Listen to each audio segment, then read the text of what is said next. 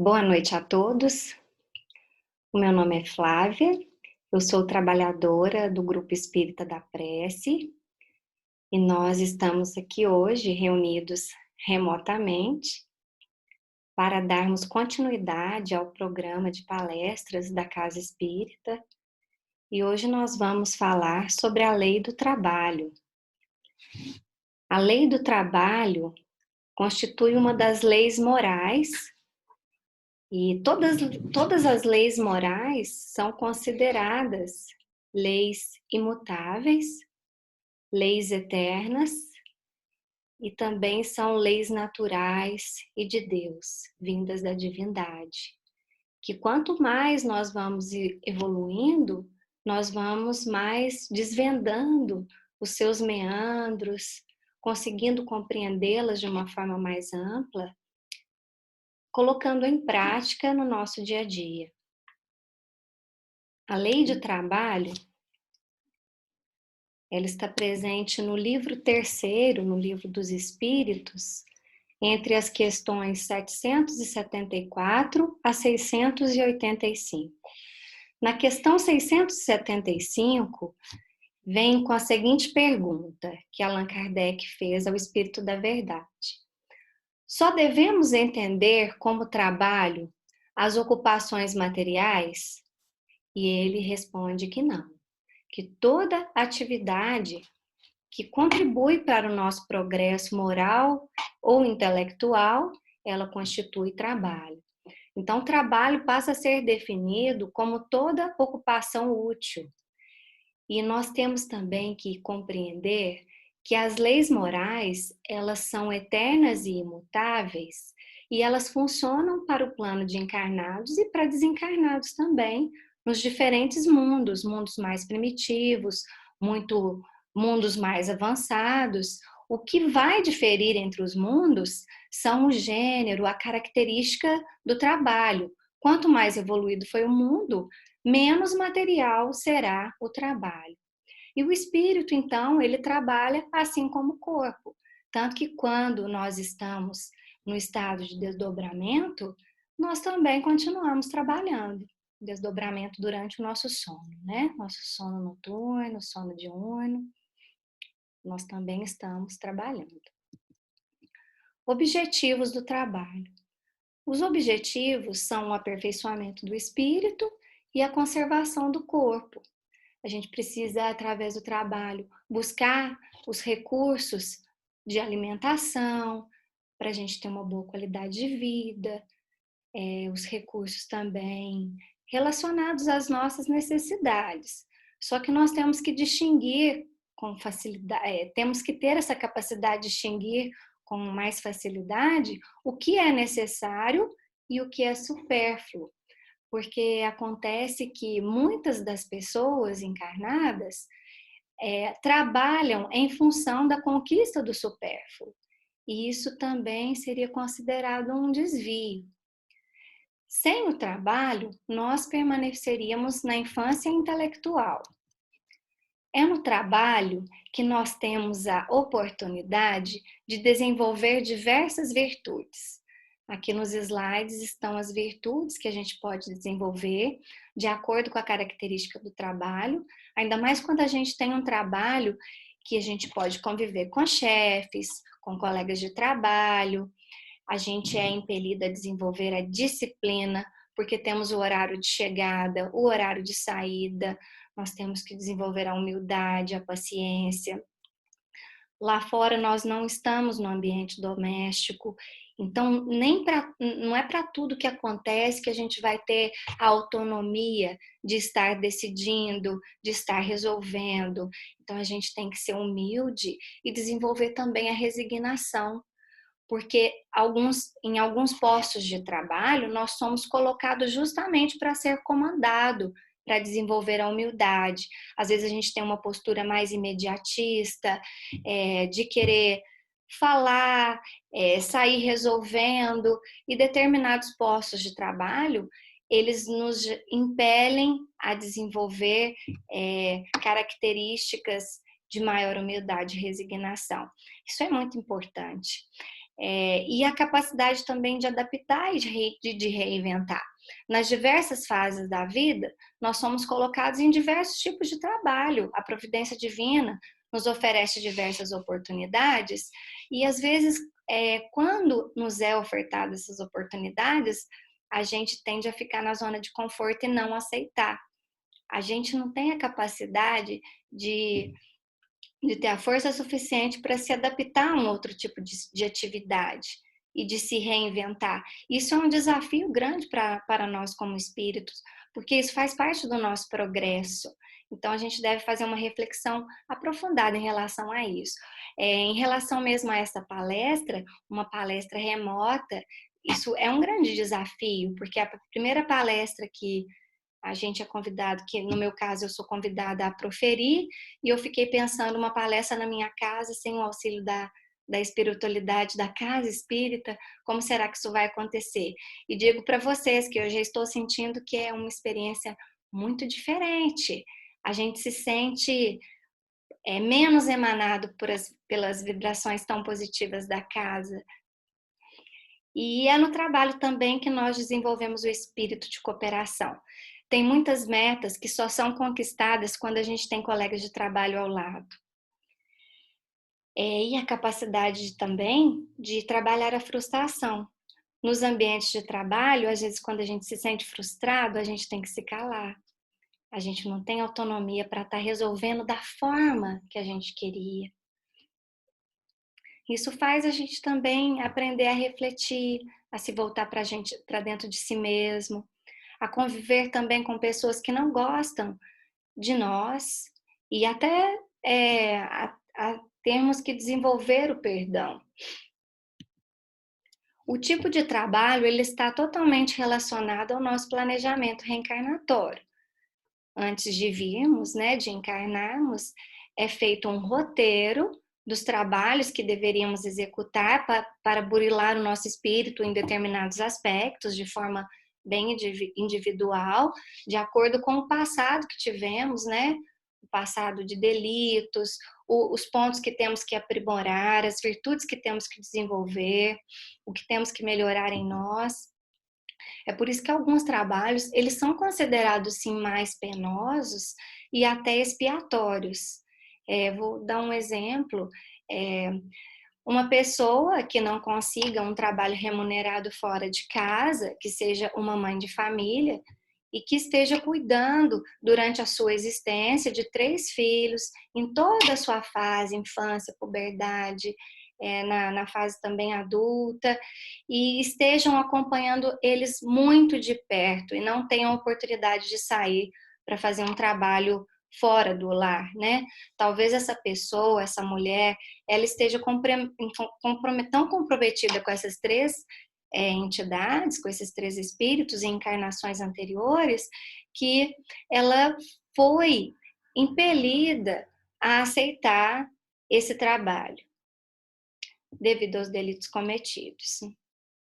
Então, o planejamento reencarnatório está totalmente relacionado ao tipo de trabalho. Só que os tipos de trabalho que nós vamos abraçar, ele vai depender muito do nosso livre-arbítrio, porque a gente pode falhar no planejamento. Existem trabalhos que são mais difíceis, que exigem de nós uma maior carga de estudo, de abnegação. Por exemplo, se é planejado que deveríamos ter uma profissão de cuidar de pessoas, de ser médico, é exigido um período de estudo muito grande, de dedicação, assim como o serviço de engenharia, advocacia, dentre tantas outras profissões, né? Então, isso depende do nosso livre-arbítrio. E nós sentimos realizados profissionalmente? Como espíritos ainda imperfeitos que somos, nós ainda não sentimos essa realização completa, não. Eu digo que a grande maioria, né, ainda não sente. Porém, muitos espíritos ainda estão muito queixosos e insatisfeitos com o tipo de trabalho que executam. Vamos acompanhar agora o texto do Caminho, Verdade e Vida, lição 4 sobre o trabalho, para a gente entender o motivo real dessas queixas, dessas insatisfações. Em todos os recantos, observamos criaturas queixosas e insatisfeitas. Raras amam o esforço que lhe foi conferido. A maioria revolta-se contra o seu trabalho. Os que varrem ruas querem ser comerciantes. Os trabalhadores do campo prefeririam uma existência na cidade. O problema, contudo, não é de gênero da tarefa, mas de compreensão da oportunidade recebida. De um modo geral, as queixas são filhas da preguiça inconsciente. É o desejo ingênito de conservar o que é inútil e ruinoso, das quedas do pretérito obscuro. Este texto nos mostra a dificuldade que temos de encarar os desafios, o novo, a preguiça de aprender, a preguiça de dar um passo a mais, de correr atrás, de executar o trabalho da melhor forma possível, seja ele qual for, seja do varredor de rua, seja do comerciante, seja do cuidador de idoso, seja do faxineiro, do gari. Se todo o trabalho for executado com amor, e se principalmente a gente observar a lição que Jesus nos deixou, trabalha e realiza prece, nós vamos encontrar um lenitivo muito grande. A prece, nesse caso, o que ela vai nos gerar? Uma compreensão maior do objetivo espiritual do nosso trabalho, nos dando força para seguir em frente, porque nem todo trabalho é fácil. E nós temos que entender que aquele determinado trabalho, ele vai estar ali aberto para nós enquanto a providência divina permitir. É lógico que existe também o nosso livre-arbítrio, mas nós passamos por fases. Nós temos que ter um tempo de aprendizado em cada tarefa. É por isso que tem pessoas que vêm numa determinada encarnação, ela tem a oportunidade de passar por diversos tipos de tarefas, de atividades, para aprimorar o seu espírito. Enquanto outras ficam, igual eu citei o exemplo da mãe, né? Ficam focadas em determinado tipo de atividade, porque é exigido dela que assim seja para a progressão sua espiritual.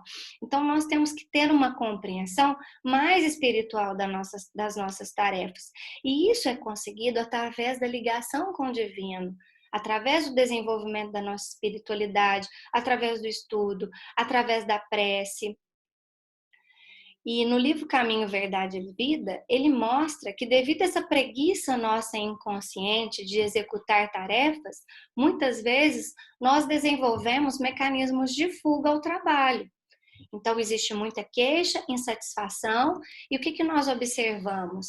Muitas pessoas na sociedade, elas vivem falando, eu estou louca para aposentar, eu conto os dias para aposentadoria, eu necessito parar de trabalhar para ter tranquilidade, o meu sonho seria ganhar na Mega Sena, na loteria, e nós observamos também pessoas que acabam conseguindo vários tipos de atestados durante a sua atividade produtiva para conseguir determinados afastamentos e fugir ao trabalho, né? E nós estamos fazendo uma reflexão mais profunda sobre essa fuga. Eu trouxe aqui o capítulo 5 do livro Libertação. Nesse capítulo 5, nós vamos acompanhar aqui a fala de um espírito desencarnado, que quando ele chegou lá na espiritualidade maior, transcorrido algum tempo, ele foi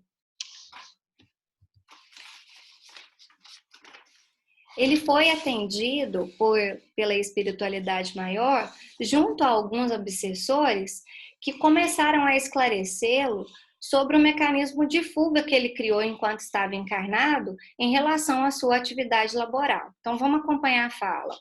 O que está acontecendo aqui? Estou entre caluniadores? Quanto a mim, desempenhei papel de homem honrado, criei uma numerosa família e nunca traí as obrigações sociais.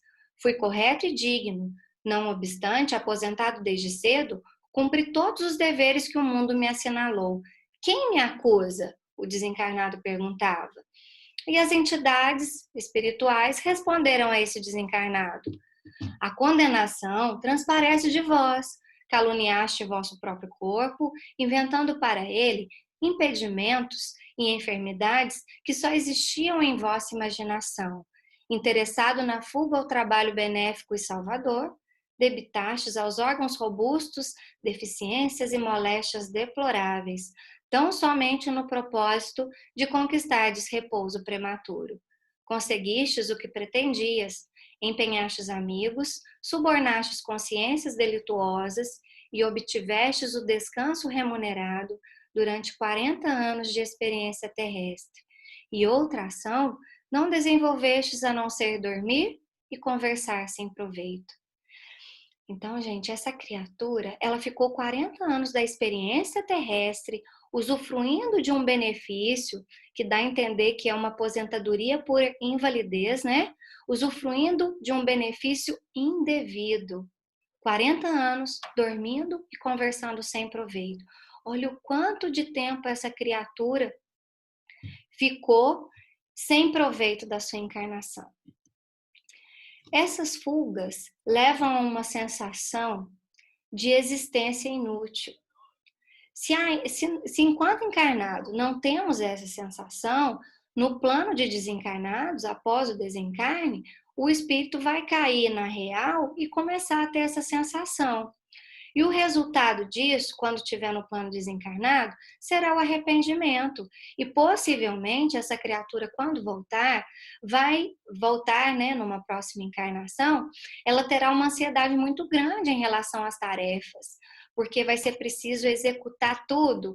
Eu imagino que aquela sensação assim que faz e precisa fazer mais ainda, talvez isso explique até o caso de pessoas tão ansiosas em relação às tarefas, à execução delas, né? E no caso, se uma pessoa, durante a existência, começa a realizar muitas fugas e se desperta para isso, fuga relacionada ao trabalho, o resultado vai ser o tédio, o aborrecimento e o enfado, sim. Isso vai acontecer no emocional dela e vai acarretar em doenças emocionais e doenças físicas. Aí virão a depressão, os transtornos de comportamento, os diversos transtornos, né? A hipocondria. E muitas vezes as pessoas que chegam nessa situação de existência inútil, elas não se apercebem disso. O familiar, às vezes a pessoa está com depressão, o familiar a leva no médico, e a primeira coisa que o médico fala, ou o profissional de saúde, é o seguinte: essa pessoa precisa arrumar uma ocupação, uma atividade, para que ela possa melhorar. Aí a importância da gente ter um trabalho útil, né? Elencar trabalhos úteis na nossa existência. Que não seja só o trabalho remunerado, nós sabemos que existe tantos tipos de trabalhos úteis que vão enriquecer o nosso espírito, vão ajudar o nosso progresso, né? Tudo que vai agregar o nosso intelecto, a nossa capacidade de desenvolvimento intelectual, ampliar a nossa cognição, a nossa capacidade de pensar, tanto a nossa quanto a do próximo, isso é trabalho útil. E se tens uma vida que não precisa trabalhar remuneradamente para garantir o sustento? Para esse caso, será ainda cobrado mais ainda do indivíduo, porque se ela tem todo o tempo livre para utilizar o trabalho útil, para enriquecer a si própria, enriquecer espiritualmente a si própria e ao próximo, ela vai ter que usar o tempo livre para isso. O tanto que for dado será cobrado, não é essa a lei? A conta um dia sempre vai chegar. Sempre que a gente se esquivar dos nossos compromissos em relação ao trabalho útil, a conta um dia chega. Na questão 630, não há homens que se encontram impossibilitados de trabalhar no que quer que seja e cuja existência é inútil? Essa pergunta é para os casos de pessoas que têm alguma limitação física, alguma limitação cognitiva. Nesse caso é respondido: Deus é justo e só condena aquele que voluntariamente tornou inútil a sua existência, pois esse vive à custa do trabalho dos outros, como nós demos o exemplo do caso do desencarnado, que utilizou do benefício indevido da aposentadoria por invalidez, né? Ele viveu 40 anos à custa do trabalho da sociedade, do recurso da sociedade. E quantas pessoas também vivem à custa do trabalho do próximo? Às vezes é o colega de trabalho mesmo, você está ali no ambiente de trabalho, é preciso entregar coisas, entregar metas, cumprir um plano, que o colega de trabalho sempre fica esperando que o outro faça por ele. Às vezes o chefe que é omisso, o chefe que não é proativo, ele coloca a sua responsabilidade toda nas costas dos seus subordinados. Então, assim, existe N exemplos na sociedade de pessoas que vivem à custa do trabalho dos outros. Nós observamos também numa mesma família, às vezes as pessoas que têm aquela preguiça inconsciente, né? Que nós vimos ali no Caminho Verdade e Vida, a preguiça inconsciente que ainda existe em nós. Então, existem alguns membros assim na família que trazem essa preguiça inconsciente dentro de si, elas cruzam os braços ao trabalho, eles não querem sair a campo, não querem conseguir o dinheiro com o suor do seu trabalho e vão viver escorados em algum membro familiar que seja melhor remunerado, que consiga arcar com as despesas, né? Com todas as necessidades desse membro mais acomodado, digamos assim. E eu fico observando também quantas almas que vêm também na família e ficam... Almas que têm essa preguiça inconsciente ao trabalho e elas são colocadas ali justamente para observar os pais, para observar outros familiares ali de perto, pessoas que vão à luta, que trabalham arduamente para poder progredir, né, para poder dar um conforto ali para a família e para progredir também espiritualmente. Vem nessas famílias justamente para ter esse exemplo lado a lado. E quanto aos viciados em trabalho? Quanto aos viciados em trabalho, é preciso refletir qual a finalidade desse vício. Tem necessidade de trabalhar tanto? Essa pessoa que está viciada, na verdade, em trabalho, ela criou padrão de vida baseado em coisas supérfluas? Ela está buscando trabalho remunerado para poder satisfazer essas coisas supérfluas? Ou ela está buscando o trabalho dessa forma somente para fugir de outros compromissos, de compromissos familiares, de compromissos pessoais, de olhar para dentro de si, de executar uma reforma íntima, de compromissos até com a sociedade. Muitos se afugentam no trabalho para esquecer o resto. Isso é uma fuga, sim. E o mais triste disso tudo, dos viciados em trabalho, é que eles passam uma vida toda, às vezes só provendo as necessidades da família, as necessidades de si próprio, né? E eles passam essa existência dessa forma, daí vem problemas familiares, vem doenças, e geralmente as pessoas não acordam enquanto há tempo para esses outros compromissos que existem, que não só existe o compromisso do trabalho remunerado, né? E quando aposentam, elas têm muita dificuldade de entender que a vida não gira em torno somente do trabalho remunerado. É muito triste essa posição dos viciados em trabalho, porque, na minha visão, a grande maioria só são assim porque estão correndo atrás do dinheiro ou querem adquirir alguma posição social, algum status na sociedade. A grande maioria. Os que não estão fugindo dos outros compromissos, eles estão elencados nesse grupo. Nós temos que ter um equilíbrio entre trabalho e repouso. É preciso, então, repousar, no sentido de reabastecer as energias para que o trabalho útil seja realizado de uma forma eficaz. Aqui eu trouxe duas gravuras com exemplos distintos de pessoas que podem estar tanto trabalhando ou repousando. Uma pessoa que está cuidando do jardim, ela pode estar trabalhando, mas ela também pode estar com esse tipo de atividade refazendo suas energias. Uma pessoa que está lendo um livro ali ilustrado na gravura, né? Ela está no jardim lendo, ela pode estar trabalhando, pode ser uma professora, pode estar planejando uma aula, preparando uma aula, como pode também estar realizando leituras que vão vir de encontro ao seu espírito, realizando preces, que vão contribuir com a sua edificação espiritual, no sentido de renovar também as suas energias. Então, a renovação de energias, essa classificação de repouso e trabalho, ela é uma forma muito singular e individual de cada pessoa. Um outro exemplo, uma pessoa que passa o dia inteiro na frente de um computador sentada, uma atividade física no final do dia, para essa pessoa vai ser classificado como repouso, porque vai ser uma forma de renovar as energias dessa pessoa. E para os aposentados? Muitos pensam assim, eu aposentei, como que eu vou trabalhar? O aposentado, primeiro, ele tem que entender que ele aposentou apenas do trabalho remunerado, que o trabalho útil ele continua. Ele não vai executar mais trabalho remunerado, mas quantas coisas ele pode fazer para si próprio e para o próximo. Então, quando ele se aposenta, antes mesmo de aposentar, ele tem que elencar um programa de atividades úteis. Essa é a primeira atitude do aposentado, é se programar para a aposentadoria. Só que muitos pensam o seguinte, eles não se programam. Eles pensam, eles contam os dias para aposentar e ele pensa, eu já tenho meu recurso, agora eu não quero fazer mais nada.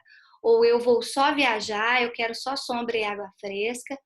E qual que é o resultado disso? O resultado disso vai ser muita hora vazia, muito tempo inútil. Aí acontece o seguinte, essa pessoa vai estar mais propensa a vícios, a jogos, a bebidas, ideias equivocadas e desnecessárias começam realmente a surgir na mente. Se essas ideias forem perniciosas, nós começamos a vibrar de uma forma mais negativa e nos conectamos a outros seres encarnados e desencarnados, principalmente aos desencarnados, que têm uma facilidade de acesso a nós, que vão começar a vibrar nessa mesma sintonia. Então, isso a hora vazia é uma porta aberta para a obsessão, para a influenciação espiritual, sim. E então, gente, o aposentado, ele deverá se ajustar, se adaptar a outras atividades que ele conseguirá executar com a sua limitação já física. De acordo com a idade, a limitação física virá, mas nós temos que lembrar que essa pessoa mais idosa com limitação física, ela tem um grande legado já, porque durante a existência toda, ela acumulou muita sabedoria. Então, ela tem uma limitação física, mas em contrapartida, um grande aporte de recursos, de sabedoria, que vai auxiliar muitas pessoas que estão ao seu redor. É preciso entender que o trabalho no sentido útil, o servidor sempre vai encontrar oportunidade, sendo idoso, sempre sendo jovem.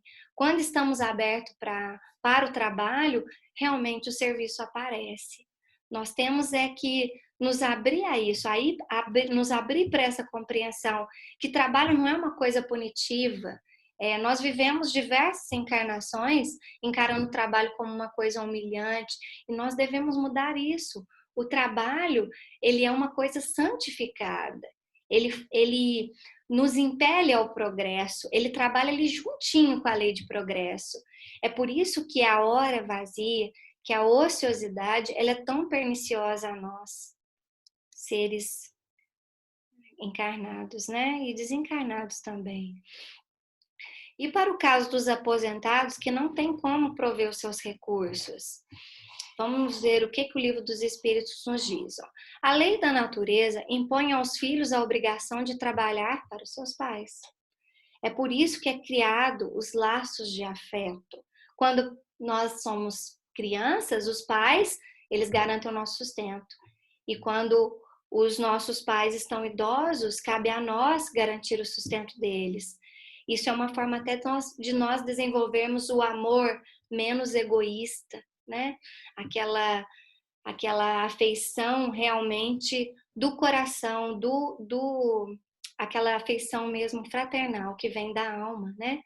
O forte, ele deve trabalhar para o fraco. Então, na falta da família, a sociedade deve tomar o seu lugar. É a lei de caridade. E nós finalizamos essa reflexão com a frase dita por Jesus: meu Pai obra até agora e eu também. E nós não podemos viver sem algo para se sentir útil. Isso é fato, né? Nós chegamos a essa conclusão nesta reflexão, né? Para os nossos dias, Quando Jesus nos deixa essa fala, ela fornece para nós um acalento muito grande, principalmente quando a gente está desanimado, acabrunhado, desestimulado com as atividades que nós estamos sujeitos na nossa fase evolutiva atual, na nossa atualidade. E ela nos dá força, porque Jesus, há quanto tempo e o Pai, Deus, trabalha em sua obra de amor e sabedoria pela humanidade, há quantos milênios? Quem somos nós para estar queixando, lamuriando de nossas as atividades? Nós temos, ao contrário, é que agradecer e utilizar a prece como recurso para a gente ter uma compreensão espiritual das tarefas que nos são apresentadas no dia a dia. Jesus nos deixa essa lição de trabalhar e de todo dia realizar a prece. Ele sempre fazia isso no final do seu dia de trabalho, ele ia para um lugar e se conectava ao Pai. Então devemos seguir esse exemplo de Jesus, e quando lembramos dele, também lembro também de uma fala do Chico. Ele sempre dizia assim que quando ele tinha algum problema e ele ia reclamar alguma coisa para Emmanuel, o Emmanuel falava assim para ele: Chico, trabalha, porque o que o trabalho não resolver, esse problema não será resolvido de nenhuma forma. Então nós temos realmente arregaçar as nossas mangas, se conectar com o Mestre Jesus e seguir em frente, porque o Mestre irá nos fortificar, as lições do Mestre irão nos fortificar. E sempre entender que quanto mais nós evoluímos, nós vamos entender de forma mais profunda todas essas leis morais que Allan Kardec nos deixou, né? E que o Cristo, quando esteve aqui, exemplificou praticamente. Que estejamos com Ele neste momento, agora e sempre. Que assim seja, graças a Deus.